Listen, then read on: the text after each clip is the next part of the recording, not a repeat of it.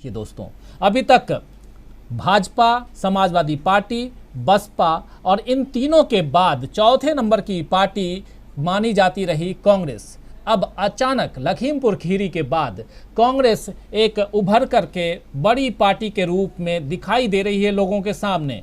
लेकिन हमारे आंकड़े क्या कहते हैं? कांग्रेस कितनी सीटें लाएगी? क्या कांग्रेस इतनी सीटें ले आ पाएगी कि सरकार बनाने में, गठबंधन करने में या किसी भी रूप से विधानसभा तक पहुंचने में कांग्रेस पार्टी सक्षम हो पाएगी? ये एक बड़ा सवाल है, इस पर नजरें रहेंगी। लेकिन उससे पहले 2017 की दलीय स्थिति क्या थी वो आपको दिखाते हैं कि 2017 में किन पार्टियों को कितनी सीटें आई थी। ये देखिए, यूपी विधानसभा दलगत स्थिति, जो दलीय स्थिति 2017 की, उस आधार पर उस समय आपको याद होगा यूपी के लड़के यानी कि अखिलेश यादव और राहुल गांधी दोनों ने मिलकर के चुनाव, यानी दोनों की पार्टियां, समाजवादी पार्टी और कांग्रेस मिलकर चुनाव लड़ी। समाजवादी पार्टी जहां 47 सीटों पर सिमट गई थी तो कांग्रेस मात्र 7 सीट, दहाई पर भी कांग्रेस नहीं पहुंच पाई थी, मात्र 7 सीटें कांग्रेस लेकर के आई थी। तो इस प्रकार कांग्रेस और कहें तो समाजवादी पार्टी दोनों का सुपड़ा साफ हो गया था। लेकिन वहीं बीजेपी 312 सीटें, अकाली दल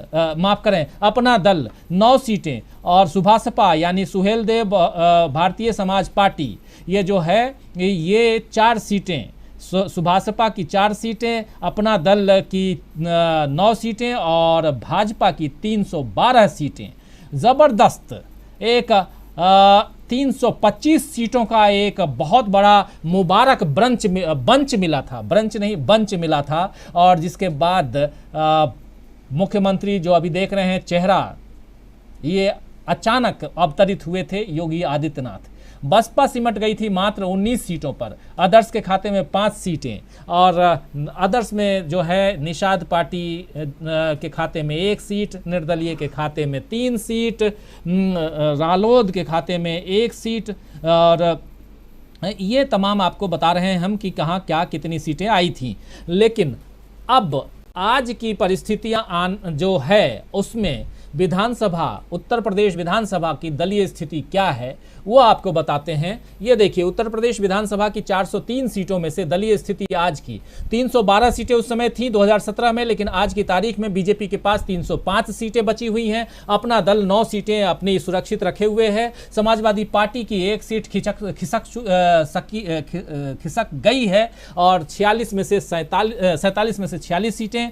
बसपा, आप देखिए बसपा जहां 19 सीटें थी अब मात्र 7 सीटें। कांग्रेस 7 सीटें थी 5 सीटें, सुभासपा 4, अन्य 3, निर्दलीय 17। ये जो बसपा और इधर उधर वाले निर्दलीय चले गए, खाली सीटें बची 7। तो ये 403 आज की ये दलीय स्थिति है वहां की विधानसभा की। बीजेपी 312 से खिसक करके 305 पर, बसपा 19 से खिसक करके 7 पर और समाजवादी पार्टी 46 से खिसक करके माफ करें 47 से खिसक कर 46 पर, कांग्रेस भी 7 से गिर करके 5 पर। लेकिन अब अगला चुनाव जो सामने है उस चुनाव में क्या होगा ये दिखाने से पहले आपको ये हम दिखाना चाहेंगे कि 4 पार्ट में अगर हम उत्तर प्रदेश को बांटते हैं तो उत्तर प्रदेश की क्या स्थिति होगी। पूर्वी उत्तर प्रदेश, पश्चिमी उत्तर प्रदेश, मध्य भाग जो है यूपी का यानी अवध प्रदेश और बुंदेलखंड। हालांकि कई लोग 5 पार्ट में बांटते हैं लेकिन हम 4 पार्ट में बांटे हुए हैं और इन 4 पार्टों में बांटने के बाद जो रोहेलखंड है उसको मिक्स करते हुए जो पार्ट है ये 4, कहाँ किसको कितनी सीटें आएंगी।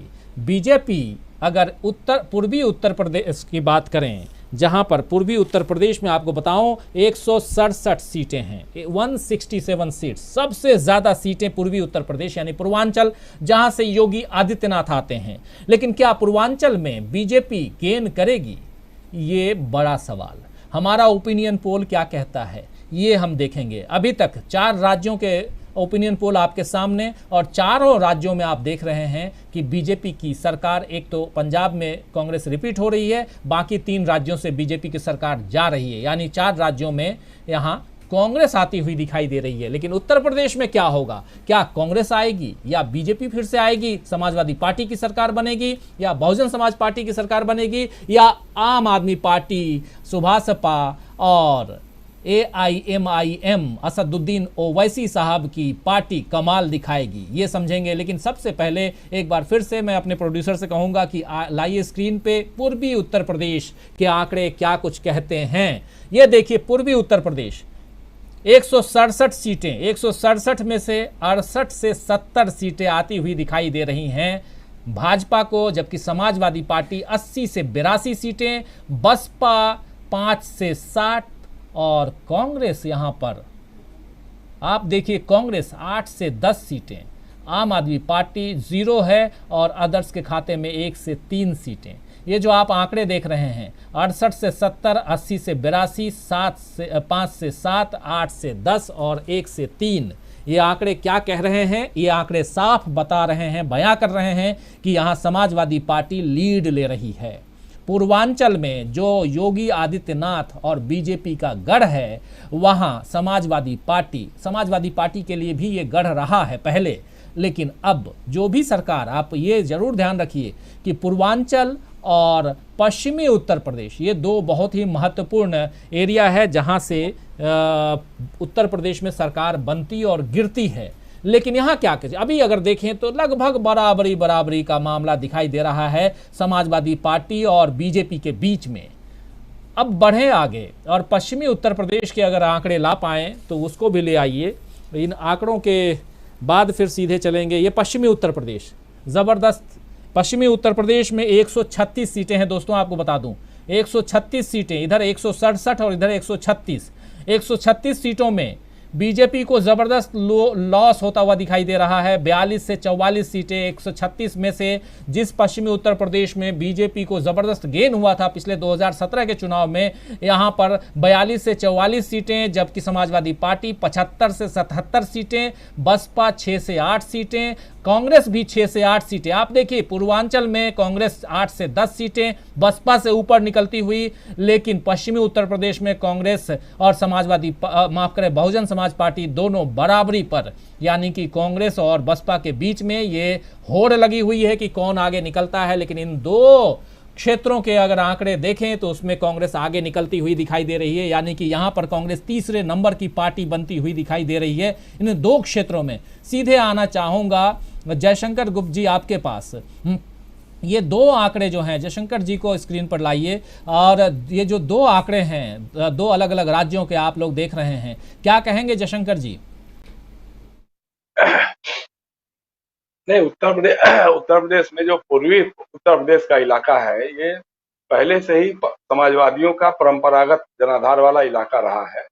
और चूंकि 2017 का चुनाव एक किन्हीं विशेष परिस्थितियों में हुआ था, उसके बावजूद आजमगढ़ जिला जो है, आजमगढ़ में हमको लगता है बीजेपी को शायद ही 1 या 2 सीटें मिली थी, अब वो भी उसके पास नहीं रह गई। और अभी जो जिला पंचायतों का जो चुनाव हुआ था, उसमें भी आप देखिएगा कि आजमगढ़ की जिला पंचायत का अध्यक्ष और बलिया की जिला पंचायत का अध्यक्ष दोनों समाजवादी पार्टी के उम्मीदवार ही जीते थे, जबकि पूरे उत्तर प्रदेश में जिला मजिस्ट्रेट से लेकर के बाहुबल, धनबल सब कुछ प्रयोग किया था योगी जी की सरकार ने, लेकिन उसके बावजूद ये दोनों किले उनके अपने बचे रह गए थे। इसी तरह से अब जब विधानसभा का जब चुनाव है, अभी देखिए 2-3 चीजें हुई हैं। खास तौर से लखीमपुर कांड जो हुआ है, उसके बाद प्रियंका गांधी की रैलियां हुई हैं। प्रियंका गांधी एक तो जो जिस तरह से उनकी गिरफ्तारी हुई लखनऊ में, उसके बाद सीतापुर में उनको गिरफ्तार किया गया, रखा गया वहां पे, उन्होंने वहां पे जो झाड़ू वाड़ू लगाया, उसका एक मैसेज दिया। फिर उसके बाद राहुल गांधी और दोनों मिलकर के लखीमपुर गए। उसके बाद बनारस जैसे शहर में, जहां पे कभी किसी जमाने में कमलापति जी के, त्रिपाठी जी के जमाने में कांग्रेस का बहुत ठोस जनाधार था वहां कभी, लेकिन वहां जब नरेंद्र मोदी पहुंच गए और चुनाव जीते, लगातार 2-2 बार चुनाव जीते, विधानसभा के चुनाव में भी भाजपा को काफी सीटें वहां से मिली थी। उस बनारस शहर में प्रियंका गांधी कितनी जबरदस्त रैली हुई, मतलब कोई कहता है 50,000, कोई कहता है 60,000, लाख भी कोई कहता है कितना रहा होगा, लेकिन बड़ी भीड़ थी। तो कांग्रेस की जो मौजूदा स्थिति है पूरे उत्तर प्रदेश में, उसको देखते हुए बनारस की रैली प्रियंका गांधी की काफी बड़ी रही, शानदार रैली कह सकते हैं उसको। तो उससे एक जो उनका पुराना जो जनाधार रहा है, वो उनके साथ वापस जुड़ता हुआ नजर आ रहा है। लोगों को लग रहा है शायद इसीलिए हमारे ओपिनियन पोल में भी उसको कुछ सीटें मिलती हुई दिखाई दे रही है।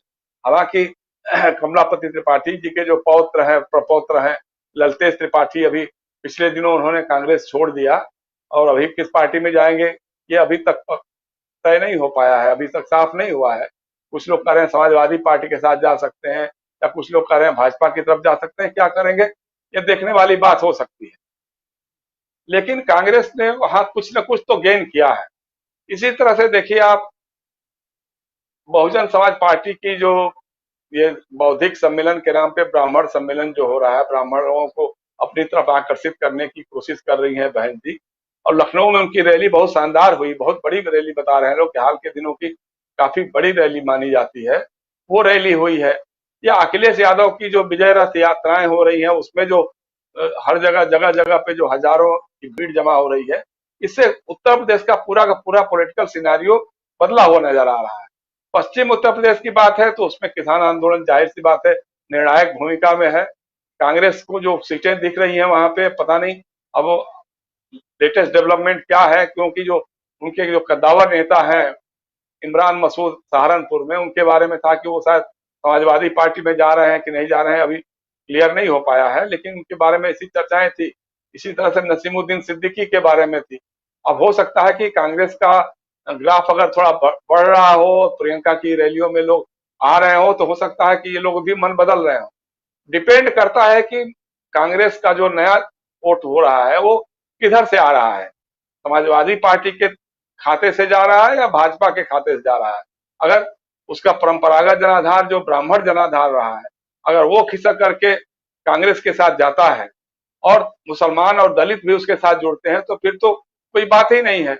लेकिन अभी अब लगता ऐसा है नहीं। उत्तर प्रदेश में जो खासतौर से अल्पसंख्यक मतदाता है, वो क्लियर कट अभी तक इसी हिसाब में सोच में है कि अगर कांग्रेस वहां भाजपा को चुनौती कोई दे सकता है, पार्टी या उसके नेता अखिलेश यादव दे सकते हैं, तो उसके साथ वो लामबंद हो रहा है।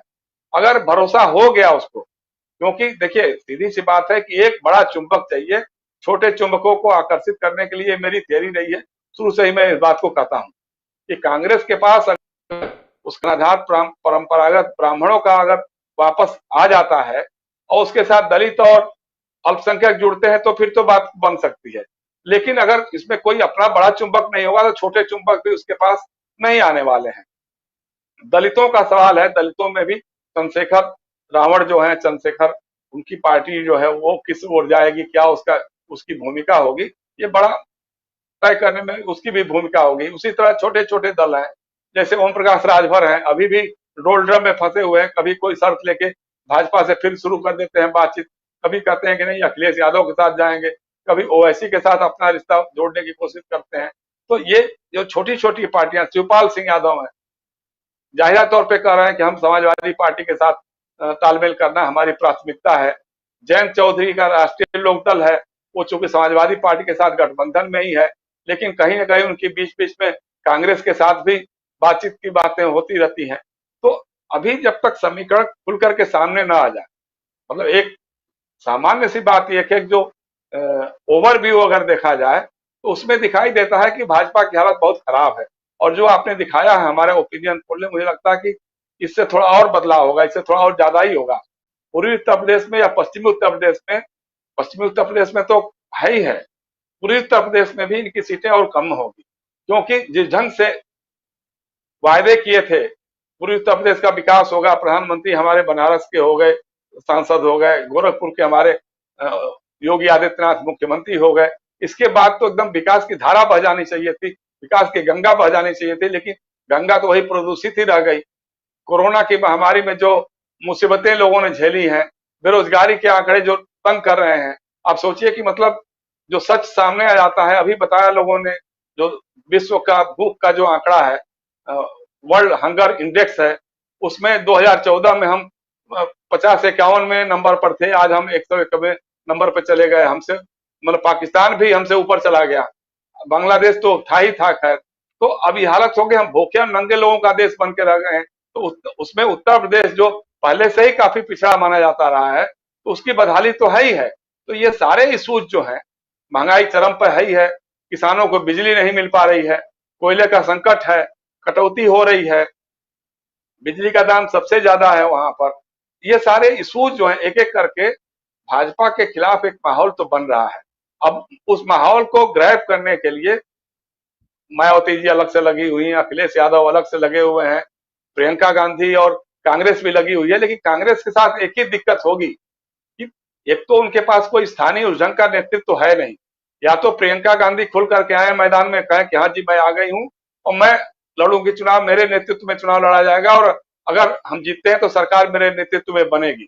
अगर इस तरह का कोई आश्वासन दे करके वो फोकस करके और वो मैदान में कूदती हैं और पूरा मेहनत करती हैं, घूमती हैं, तो हो सकता है कि कांग्रेस के पक्ष में कुछ माहौल बदल सकता है। लेकिन यही है कि उसके लिए कंसिस्टेंसी सबसे बड़ी शर्त होगी। और लेकिन बीच बीच में ये भी चलता है, एक बार प्रियंका ने भी बातचीत में भी कहा था कि साथ हम समविचार दलों के साथ गठबंधन के बाद को नकारते भी नहीं है। तो हो सकता है कि कभी ये बात भी चलती है कि अखिलेश यादव, जयंत चौधरी और कांग्रेस की प्रियंका गांधी के बीच में किसी न किसी तरह का कोई अगर एक तालमेल बन जाता है तो फिर तो बीजेपी का सुपड़ा साफ हो जाएगा। लेकिन अगर नहीं भी होता है तो आज की तारीख में मुझे लगता है कि समाजवादी पार्टी और भाजपा के साथ आमने सामने की लड़ाई है। बाकी 4 राज्यों में भाजपा और कांग्रेस की लड़ाई है। ये बात है, इसी को देकर के हमको लगता लगेगा। सही कह रहे हैं जयशंकर जी, बाकी 4 राज्यों में भाजपा और कांग्रेस देख रहे हैं हम लोग, चाहे वो उत्तराखंड हो, गोवा हो, मणिपुर हो या हालांकि पंजाब में भाजपा कहीं नहीं है। पंजाब में भाजपा का सुपड़ा साफ है। शिरोमणि अकाली दल, आम आदमी पार्टी, इनके सामने कांग्रेस काफ़ी आगे है पंजाब में। लेकिन हम अभी बात कर रहे हैं उत्तर प्रदेश की। उत्तर प्रदेश को 4 भागों में बांटते हुए पूर्वी उत्तर प्रदेश, पश्चिमी उत्तर प्रदेश और इसके अलावा 2 भाग और भी हैं जो मध्य उत्तर प्रदेश यानी अवध का पार्ट है और उसके अलावा बुंदेलखंड। ये 4 पार्ट में अगर हम बांट करके देख रहे हैं तो 2 के आंकड़े भी हमने आपके सामने रखे हैं और दोनों में भाजपा डाउन यानी कि पीछे जाती हुई और समाजवादी पार्टी इनसे आगे बढ़ती हुई दिखाई दे रही है। और एक बात और रखूं अपने पैनलिस्ट के बीच आने से पहले, आप लोगों को बताऊं कि जो आंकड़े आ रहे हैं और खासकर लोगों के जो बातचीत, लोगों से जब बातचीत होती है तो ये जो डे बाय डे जो अफेयर्स हो रहे हैं, जो अलग लखीमपुर खीरी का मामला हो, किसानों का आंदोलन धीरे धीरे जैसे फैल रहा है, बढ़ रहा है और भी बहुत सारी चीजें, भाजपा की अंदरूनी जो खींचतान है वो भी उत्तर प्रदेश में वो सामने आ रही है। साथ साथ जो मुद्दे हैं, जो गंभीर मुद्दे जिसको कि लेकर के अगर आप याद कीजिए 2014, 2015, 2016 जितने भी विधानसभा चुनाव हुए, चाहे लोकसभा के चुनाव हुए, जो मूल मुद्दे महंगाई, बेरोजगारी, उसके अलावा शिक्षा, ये तमाम बातें जो थी, इन मुद्दों पर बीजेपी चुनाव लड़ती आई, जीतती आई। चाहे 15 लाख रुपए स्विस बैंक से लेके आएंगे, चाहे 2 करोड़ रोजगार की बात करेंगे, चाहे महंगाई दूर करेंगे, ऐसे तमाम मुद्दे, इन तमाम मुद्दों को अब भाजपा दरकिनार कर चुकी है। लेकिन क्या जनता इन मुद्दों को दरकिनार करके बैठी है? ये बड़ा सवाल है और इस सवाल का जवाब जब हम लोग अपने सर्वे में, अपनी टीम हमारी जाती है, वो पूछते हैं तो बताते हैं कि नहीं, हम लोगों के सामने ये मुद्दे बार बार आते हैं क्योंकि चाहे सरसों तेल हो, चाहे पेट्रोल हो, डीजल हो, गैस हो, कुछ भी हो, इन तमाम चीज़ों से महंगाई बढ़ती है और वही बढ़ रही है। हम अब चलें सीधे अब तीसरे यानी कि तीसरा जो पार्ट है उत्तर प्रदेश का, मध्य उत्तर प्रदेश, उस पर आए और वहाँ देखते हैं कि आखिर क्या कुछ कहता है आंकड़ा और इससे और भी बातें साफ हो जाएंगी। तो मध्य यूपी, मध्य उत्तर प्रदेश, अभी 2 आंकड़े आपके सामने हैं। ये मध्य उत्तर प्रदेश देखिए, ये मध्य उत्तर प्रदेश में यहाँ कांग्रेस समाजवादी, माफ करें, भाजपा समाजवादी पार्टी से थोड़ा आगे दिखाई दे रही है। मध्य भाग में भाजपा जो है वो कांग्रेस समाजवादी पार्टी से ऊपर है और 34 से 36 सीटें यहाँ पर भाजपा को, जबकि समाजवादी पार्टी को 28 से 30 सीटें। बसपा यहाँ बहुत डाउन दिखाई दे रही है और कांग्रेस यहाँ बसपा से आगे निकलती हुई दिखाई दे रही है। यानी 9 से 11 सीटें कांग्रेस को और 3 से 5 सीटें बसपा, जबकि आम आदमी पार्टी 0 और अदर्स के खाते में 2 से 4 सीटें। ये आप देखिए और इसके साथ साथ सीधे मैं कहूंगा कि बुंदेलखंड के आंकड़े को भी ले आइए और सीधे अपने पैनलिस्ट के पास चलेंगे। इन चारों आंकड़ों के साथ में फिर सारे आंकड़े एक साथ लेकर आएंगे। बुंदेलखंड का आंकड़ा देखिए, बीजेपी को 5 से 7 सीटें, समाजवादी पार्टी को 6 से 8 सीटें, यहां समाजवादी पार्टी लीड करती हुई, कांग्रेस 2 से 4, बसपा 2 से 4। कांग्रेस और बसपा में अगर देखें तो कांग्रेस लीड करती हुई, चारों के आंकड़े अगर देखें तो लीड करती हुई दिखाई दे रही है। अब सीधे आना चाहूंगा हमारे पैनलिस्टों के बीच में, अब सीधा लेके आइए और गणेश पाठक जी, आप सुन रहे हैं, हमारे साथ जुड़े हुए हैं। ये चारों आंकड़े चारों अलग अलग भाग में बटे हुए उत्तर प्रदेश के आंकड़े, और कहा जाता है कि अगर उत्तर प्रदेश को बांटा जाएगा 4 पार्ट में, एक उत्तराखंड तो आप लोग लेकर चले ही गए, लेकिन उसके अलावा अगर 4 पार्ट में बांटा जाएगा तो ये 4 पार्ट होंगे, जिसमें पूर्वांचल होगा, जिसमें पश्चिमांचल होगा, जिसमें बुंदेलखंड भी होगा और मध्य भाग अवध का प्रदेश भी होगा। हालांकि और भी कहते हैं, खैर, लेकिन ये 4 पार्ट आपके सामने हैं। क्या कहेंगे गणेश जी?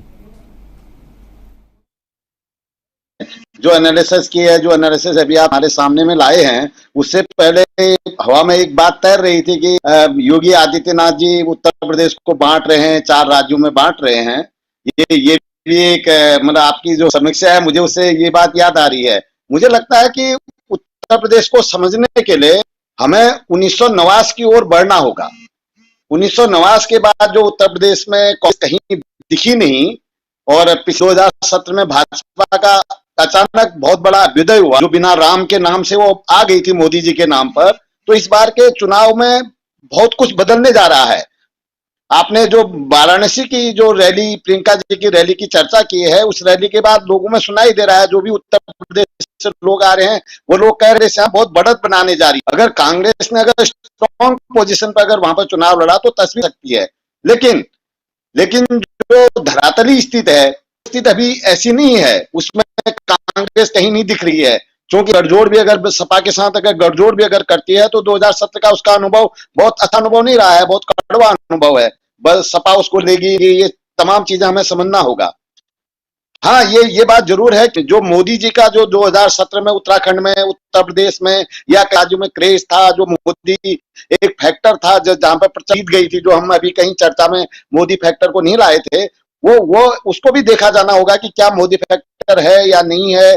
अगर है तो कितना है, लोगों में उनके खिलाफ कितना असंतोष है। और कोरोना का जो ताजा जो कोरोना आई है, पिछले 2 साल से लोग कोरोना से जूझ रहे हैं, वो कितना इसमें उसको जो राम मंदिर अयोध्या में बन रहा है, उस राम मंदिर का कितनेगा, अवध का इलाका हो गया, आपका गोरखपुर का इलाका हो गया, या बुंदेलखंड का इलाका, की स्थिति वही अभी है। जो इश्यू है, जो तमाम मुद्दे हैं, उन मुद्दों को हमें बहुत गंभीरता से देख के चलना होगा। अभी उत्तर बारे में मैं ये कह सकता हूँ कि बहुत राजी होगी कि किसी हम निष्कर्ष की ओर बढ़े, क्योंकि वहां पर बहुत गणेश जी आपकी आवाज भी कट रही है थोड़ा, इसलिए आपको रोकूंगा। लेकिन प्रशांत टंडन जी आपके पास आना चाहूंगा। ये 4 पार्ट हम लोग देख रहे हैं, चारों पार्टों में हमने एक जगह मध्य उत्तर प्रदेश में हमने देखा कि समाजवादी पार्टी बीजेपी से पीछे दिखाई दे रही है, मध्य यूपी में, जबकि हर जगह, चाहे वो पूर्वी उत्तर प्रदेश हो, चाहे पश्चिमी उत्तर प्रदेश हो, चाहे वो बुंदेलखंड हो, हर जगह समाजवादी पार्टी नंबर 1 पार्टी बनती हुई दिखाई दे रही है। और साथ साथ कांग्रेस जो है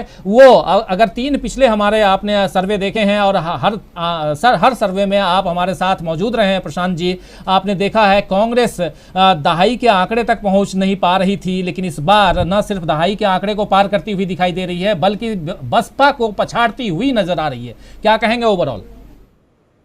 हाँ, ये मुझे एक बड़ा परिवर्तन दिख रहा है कि कांग्रेस उत्तर प्रदेश के चारों हिस्सों में बढ़ती हुई नजर आ रही है।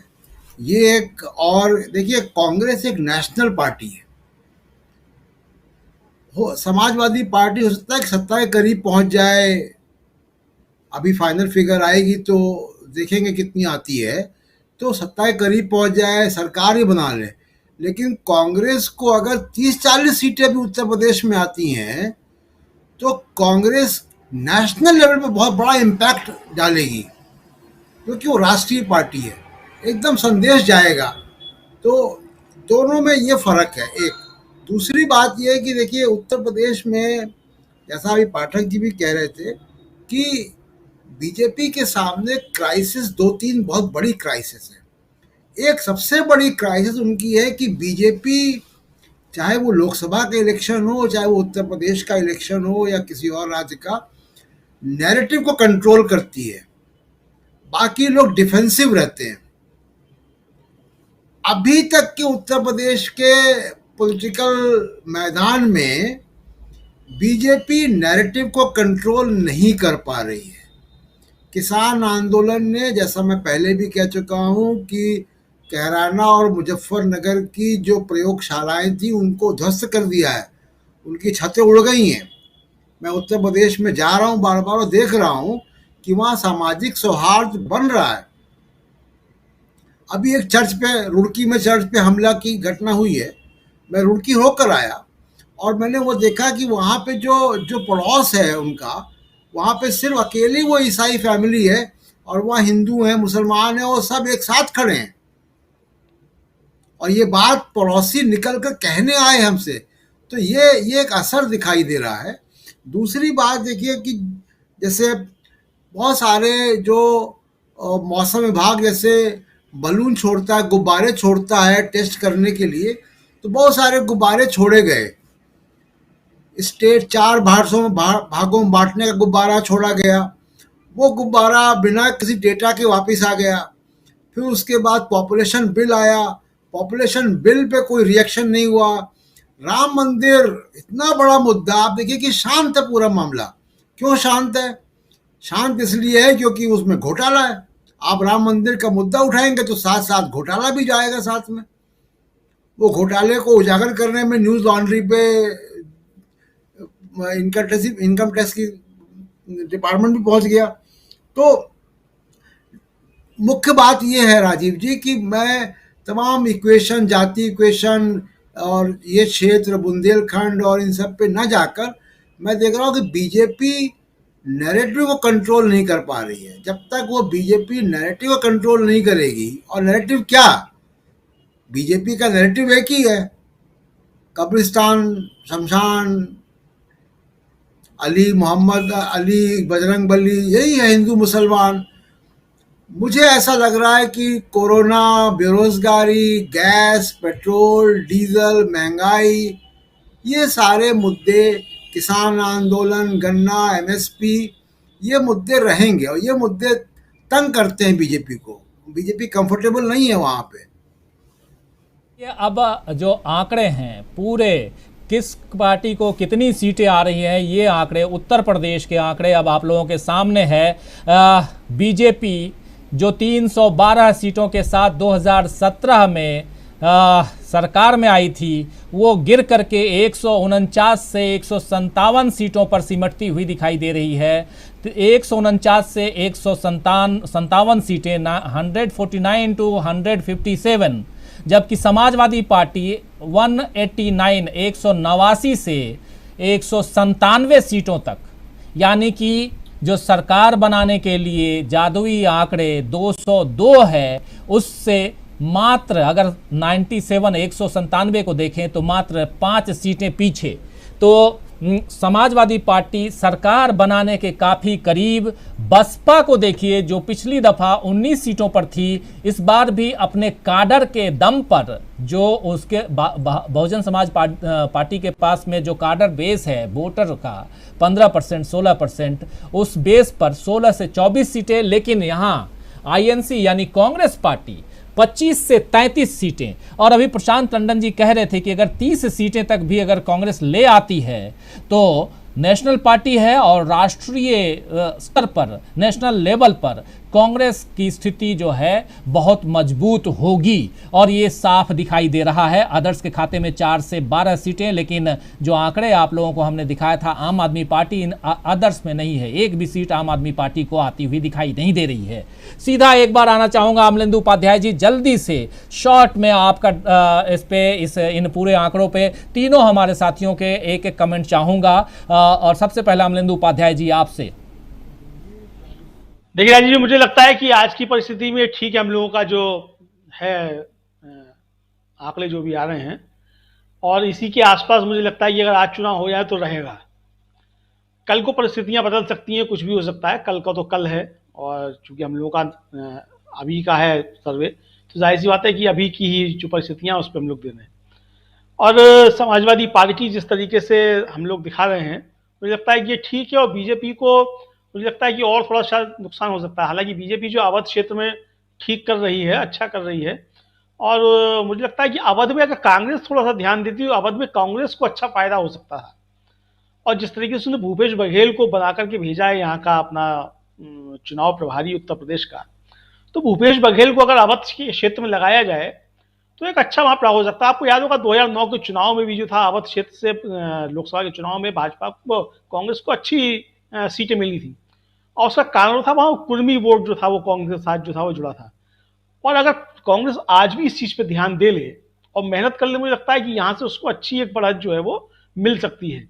तो ये तो कांग्रेस, मुझे लगता है कि जैसे प्रशांत जी भी कह रहे थे कि अगर 30 सीटें भी ले आती है तो एक बड़ा जो है वो प्रभाव होगा, तो निश्चित तौर पे होगा। हालांकि मुझे अभी लगता नहीं है कि उसके पास जो है वो पूरे 403 कैंडिडेट जो है चुनाव लड़ने के लिए हैं गंभीर।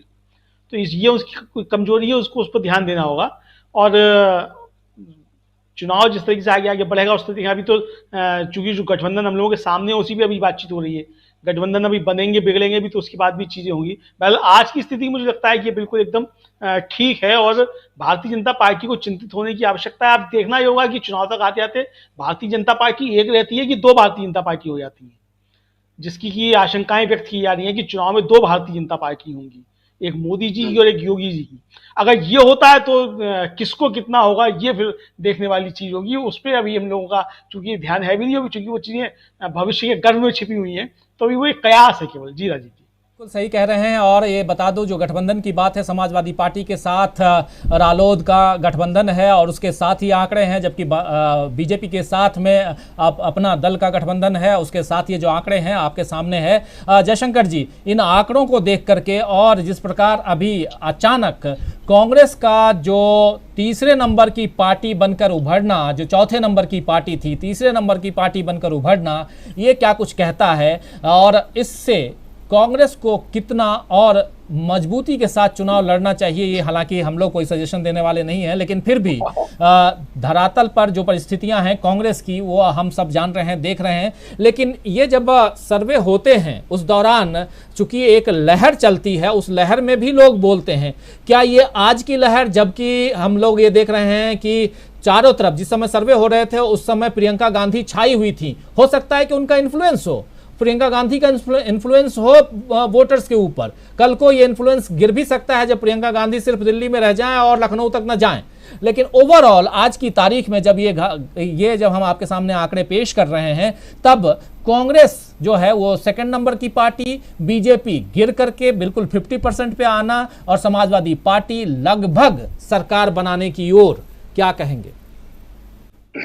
देखिए, अगर यही आंकड़े हमारे रह जाते हैं जो ओपिनियन पोल का है, हालांकि अभी गंगा जमुना घाघरा सरस्वती गोमती में पानी और बहुत बहेगा, अभी तो 2-3 महीने का समय है, इसलिए निर्णायक तो अभी हमारे और ओपिनियन पोल और आएंगे भविष्य में। लेकिन आज की तारीख वाला ही अगर ओपिनियन पोल का जो आंकड़ा वही कारगर हो गया, वही फलीभूत हो गया, तो समाजवादी पार्टी की सरकार तो बन रही है साफ साफ।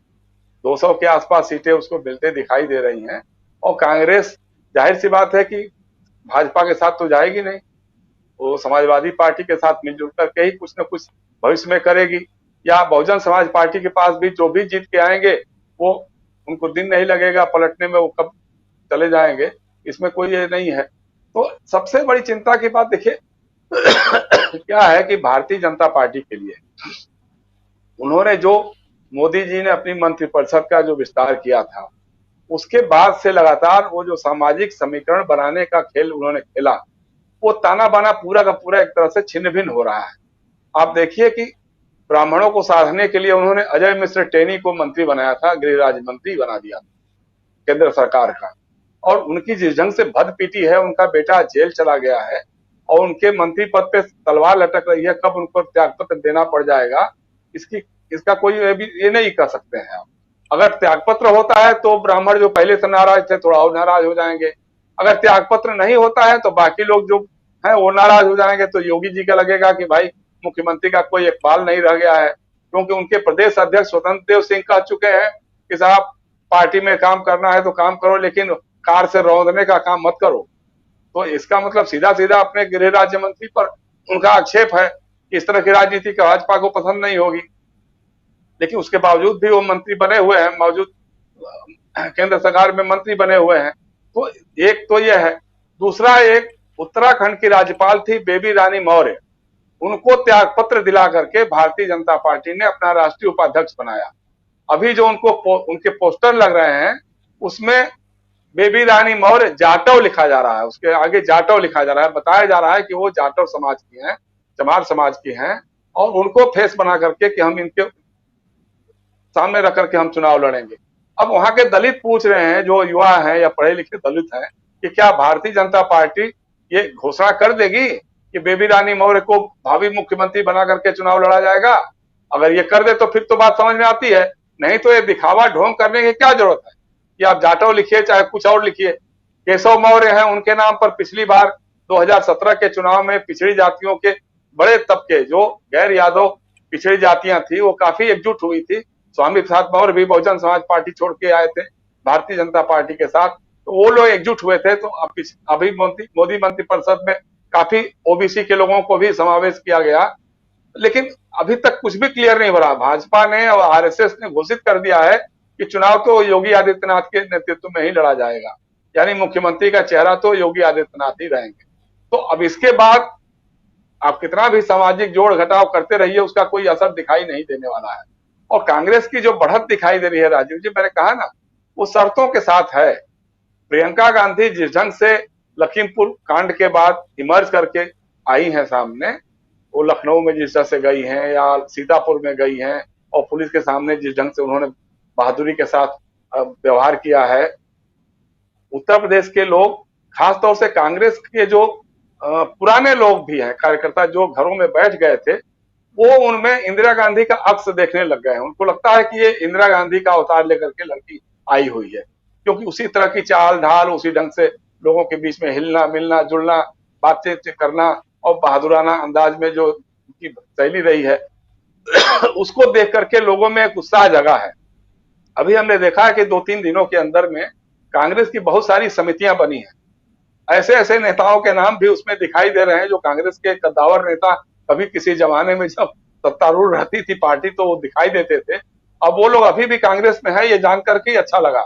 और वो उन लोगों के नाम, कभी वो चुनाव संचालन समिति है या चुनाव अभियान समिति है या मैनिफेस्टो समिति है, तमाम कई तरह की समितियों में पीएल पुनिया को जैसे किसी समिति का अध्यक्ष बना दिया, सलमान खुर्शीद को सामने लाए। तो अगर एकजुट होकर के एक नए उत्साह के साथ अगर प्रियंका ये मैसेज देती हैं कि मैं कंसिस्टेंट रहूंगी, उत्तर प्रदेश की राजनीति को लेकर मैं गंभीर हूं, उत्तर प्रदेश की राजनीति से मैं केंद्र में राजनीति करना होगा तो उत्तर प्रदेश मेरा मैदान होगा, इसी मैदान से मैं आगे बढ़ूंगी। अगर उन्होंने इसकी घोषणा कर दी और तय कर लिया कि नहीं हमको यही रहना है, इसके अलावा कहीं जाना नहीं है। अब मान लीजिए कई बार ऐसा उन्होंने किया है अतीत में, इसके पहले कई अवसर आए हैं कि जब उत्तर प्रदेश में अचानक वो अवतरित हुई, काफी अच्छा माहौल बनाया और फिर वो गायब हो गई, शिमला चली गई या कहीं और चली गई, छुट्टियां मनाने चली गई, फिर महीनों के बाद अवतरित हुई। तो इस तरह की राजनीति तो चलने वाली नहीं है, साफ बात है। दूसरी तरफ देखिए, समाजवादी पार्टी जिस तरह से अपना उनका विजय रथ लेकर के अखिलेश यादव आगे बढ़ रहे हैं और काफी अच्छा उनको जो रिस्पांस मिल रहा है, उसको देखते हुए लग रहा है कि अभी की लड़ाई जो है वो भारतीय जनता पार्टी और अखिलेश यादव के बीच में ही है।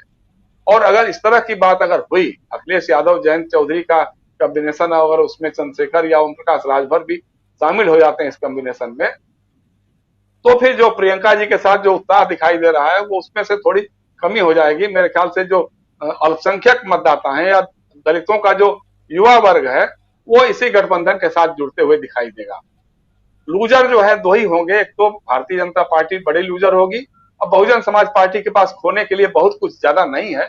19 ही सीटें जमा जीत के आए थे पिछली बार, उसमें से भी दर्जन भर सीटें तो उनके हाथ से निकल चुकी हैं। बहुत सारे लोग परोक्ष रूप से समाजवादी पार्टी में शामिल भी हो चुके हैं, चाहे वो टेक्निकली भले ही इंडिपेंडेंट हो गए हो या कुछ और हो गए हो, लेकिन व्यवहारिक रूप से समाजवादी पार्टी के साथ जुड़ गए हैं। इसको देखते हुए मुझे ऐसा लगता है, और जो मध्य आपने दिखा, हमारा जो आंकड़ा दिखा दे रहा था कि मध्य उत्तर प्रदेश के इलाके में, जो खासतौर से अवध के इलाकों में, तो ऐसा नहीं है। अवध के इलाकों में भी जो है फैजाबाद का इलाका जो है, फैजाबाद कभी समाजवादियों का, कम्युनिस्टों का कभी गढ़ रहा होता था, फिर बाद में समाजवादियों का। जिस समय अयोध्या आंदोलन एकदम पीक पर था, तब जयशंकर पांडे वहां अयोध्या के विधायक जीत करके आए थे, समाजवादी पार्टी के जीते थे। और अभी भी पवन पांडे हैं जैसे उनके साथ हैं, समाजवादी पार्टी के साथ हैं। या अभी बहुजन समाज पार्टी से दो बड़े नेता, एक तो वर्मा जी थे और एक वो रामअचल राजभर, लालजी वर्मा और रामअचल राजभर, ये कद्दावर नेता हैं, अंबेडकर नगर के जो है बहुजन समाज पार्टी के थे, ये लोग भी समाजवादी पार्टी में आ चुके हैं। तो इस तरह का माहौल ऐसा नहीं है। अवध प्रांत में भी कोई बहुत अच्छा हो जाएगा। देखिए, जितने घोटाले हुए हैं, राम मंदिर के नाम पे जमीन घोटाला हुआ है, अयोध्या की अधिकतर जमीन जो है, जो पर्यटन के नाम पे एक्वायर की जा रही है, वो गुजराती व्यापारियों के हाथ में पहुंच चुकी है। तो लोगों को लग रहा है कि पूरा का पूरा जो ये पर्यटन का खेल है, पर्यटन का जो बिजनेस बनाने की बात की जा रही है, ये गुजराती व्यापारियों के लिए हो रहा है। इस सब के मद्देनजर मुझे लगता है कि भारतीय जनता पार्टी का वो नारा भी कारगर होते दिखाई नहीं दे रहा है। लगातार एक बार जरूर वो राष्ट्रवाद, और जैसे जम्मू कश्मीर में आतंकवादी घटनाएं शुरू हो गई हैं, बढ़ने लग गई हैं, कुछ गैर मुस्लिम लोगों की हत्याएं हो रही हैं, हमारे सेना के अर्धसैनिक बलों के जवान मारे जा रहे हैं, तो इन सारी घटनाओं को लेकर के जरूर एक एटमॉस्फेयर बनाने की, माहौल बनाने की भाजपा कोशिश करेगी। लेकिन जैसे कि मुजफ्फरनगर की जो महापंचायत में राकेश टिकैत ने साफ कर दिया था कि 2013 के दंगे भाजपा ने उन लोगों से करवाए थे, और यानी प्रायोजित थे दंगे, और उसे जिस तरह से उन्होंने सचेत किया था लोगों को, उसको देखते हुए लग रहा है कि इस बार हिंदू मुसलमान वाला कार्ड भी भाजपा का बहुत ज्यादा फलीभूत होने वाला नहीं है। जी राजीव जी बिल्कुल। और भाजपा की जब बात कर रहे हैं तो चलते चलते एक सवाल उत्तर प्रदेश भाजपा यानी कि वहाँ के मुख्यमंत्री योगी आदित्यनाथ, प्रशांत टंडन जी, योगी आदित्यनाथ के नाम पर ही इस बार भाजपा चुनाव लड़ेगी, ये बात ऑलरेडी कह दी गई है। और अभी हम जो आंकड़े देख रहे हैं उस आधार पर यानी कि योगी आदित्यनाथ के नाम पर भाजपा आगामी चुनाव हार रही है। अगर आज की तारीख में चुनाव हो जाए तो फिर ये फायर ब्रांड नेता, जो कि अभी अमलेंदु जी कह भी रहे थे कि हो सकता है कि दो धड़ों में बटी हुई भाजपा दिखाई दे, और इससे भी बुरी हालत हो जाए भाजपा की। क्या योगी आदित्यनाथ के नाम पर चुनाव लड़ने के कारण ये स्थिति हो रही है भाजपा की? क्या ये भी जो माना जा रहा है, कहा जा रहा है कि योगी आदित्यनाथ और इधर केंद्र में बैठे हुए मोदी, नरेंद्र मोदी, इन दोनों के बीच कुछ जो बनने वाली बात जो होनी चाहिए थी, यानी कि दोनों के बीच एक मनमुटाव की स्थिति है, या सियासी खींचतान की स्थिति है, उसके कारण नुकसान हो रहा है? क्या है ये, कुछ समझना चाहता हूं आपसे।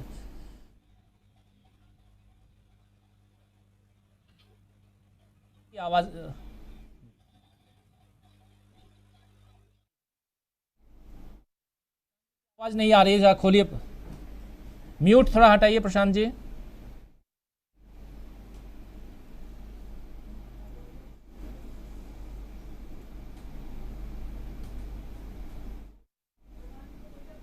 प्रशांत जी आप बोलिए, आवाज आ रही है? नहीं आई, प्रशांत जी की आवाज नहीं आ रही है।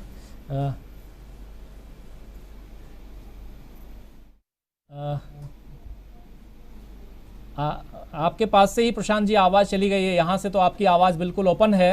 आपकी बात हम समझना भी चाह रहे थे कि आखिर थोड़ा चेक कीजिए कि शायद म्यूट के, नहीं अभी तक नहीं आ रही है प्रशांत जी। हाँ जी प्रशांत जी आ रही है, पता नहीं क्यों ऐसा हो गया कि आपकी आवाज़ नहीं आ रही है। लेकिन इस सवाल के जवाब के लिए एक बार अमलेंदु जी आपके पास आना चाहूँगा, जब तक प्रशांत जी की आवाज़ आ जाए।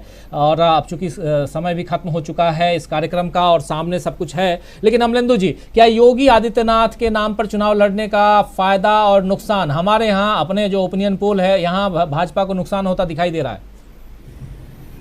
जी राजीव जी, बिल्कुल। योगी आदित्यनाथ के नाम पे अगर भाजपा चुनाव लड़ती है तो उसका भारतीय जनता पार्टी को नुकसान ही होगा। जी प्रशांत जी आ रही?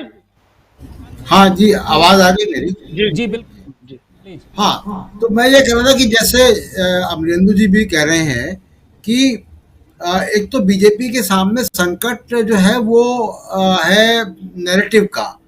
दूसरा संकट है कि बीजेपी के अंदर बहुत सारे जो आमतौर पर बीजेपी में नहीं होता है, वो टॉप डाउन पार्टी है, और बीजेपी के अंदर इस तरीके के संगठनात्मक कॉन्ट्रडिक्शन नहीं होते, लेकिन उत्तर प्रदेश में हो गए हैं और उसका एक पृष्ठभूमि बन चुकी है। कुछ तो अभी जो अमरेंदु जी ने कहा वो भी है कारण। दूसरा, वहाँ पे अश्विनी शर्मा भेजे गए, उनको मंत्री नहीं बनाया गया। 2017 में भी योगी जी कैंडिडेट नहीं थे, मौर्य के पोस्टर के पर चुनाव लड़ा गया था। तो योगी के रहते जो सोशल इंजीनियरिंग की गई, वो उसको नुकसान बीजेपी को होता दिख रहा है, जो आपके सर्वे में भी दिख रहा है। दूसरा कि ट्रेडिशनली जो ब्राह्मण बीजेपी में शिफ्ट हो गया, जिसको लेकर अभी बीएसपी भी कर रही है और कांग्रेस में भी कोशिशें चल रही है। बीजेपी ब्राह्मणों के नाम पे जितेंद्र प्रसाद को लेकर आई, लेकिन आप देखिए कि ब्राह्मण के नाम पे बीजेपी को बहुत क्राइसिस से होकर गुजरना पड़ रहा है, चाहे वो टेनी का मामला हो जो जयशंकर जी कह रहे थे। तो बीजेपी थोड़ा सा यहाँ पे फंसी हुई है कि कॉन्ट्रडिक्शन है। अश्विनी शर्मा जो मोदी के कैंडिडेट हैं, मंत्री परिषद में उनको लाना था और उप मुख्यमंत्री बनाना था, वो 16वें या 17वें उनको वो बना दिया गया उपाध्यक्ष अरविंद शर्मा। तो ये अच्छा। दूसरा ये कि देखिए बीजेपी अब जो कॉन्ट्रडिक्शन हो गया मोदी और योगी के बीच में, तो असम वाली स्थिति सेंट्रल हाईकमांड नहीं चाहेगा। तो टिकट बांटने में योगी जी को कितनी छूट होगी, क्योंकि असम में ये हुआ कि बीजेपी ने छूट दे दी और फिर बीजेपी के पास वो बात नहीं रही। बहुत सी बातें आई हैं कि इस तरीके से असम के मुख्यमंत्री बने। तो ये बीजेपी के अंदर कॉन्ट्रडिक्शन रहेगा और ये रिफ्लेक्ट होगा। बहुत सारे रिबल कैंडिडेट होंगे, बहुत से टिकट नहीं मिलेंगे। योगी जी आरएसएस बैकग्राउंड से नहीं आते हैं, उसका भी एक असर है। तो कुल मिलाकर ये कि बीजेपी के अंदर दो सबसे बड़ी समस्याएं हैं। एक, नैरेटिव को कंट्रोल नहीं कर रहे।